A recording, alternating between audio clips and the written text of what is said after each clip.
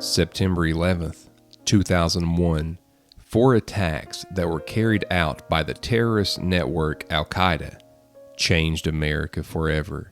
On that morning, Americans woke up just as they always do, started their days just as they always do, and were met with a day filled with violence and tragedy, with repercussions still felt today. Today's journey takes us to New York City, Lower Manhattan, to visit the site where one of the most heinous of attacks took place. Four commercial airliners were hijacked, the terrorists aiming to fly their planes into buildings where they could cause mass casualties.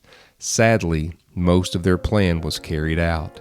Two of the planes were crashed by the hijackers into the north and south towers of the World Trade Centers, which is the location where we are today, and what became known as Ground Zero.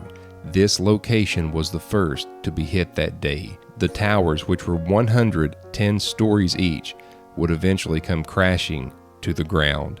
Even as I was standing here, listening to the peaceful and reverent sounds of water falling, it was hard to grasp the casualties that took place on these very grounds. Without a doubt, being here is one of the most humbling places that I have ever visited. Lives were changed. Family members who had simply gone to work would never come home. A wounded nation came together, and a wounded nation mourned. You have been looking at the pools of water, in which there are two that are the actual footprints of the original World Trade Centers. The names of the victims adorn the walls of the memorial as the water falls out of sight.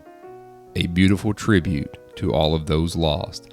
I definitely wanted to visit this location and wanted to make a special video as a memorial to those lost and release it today, September 11th.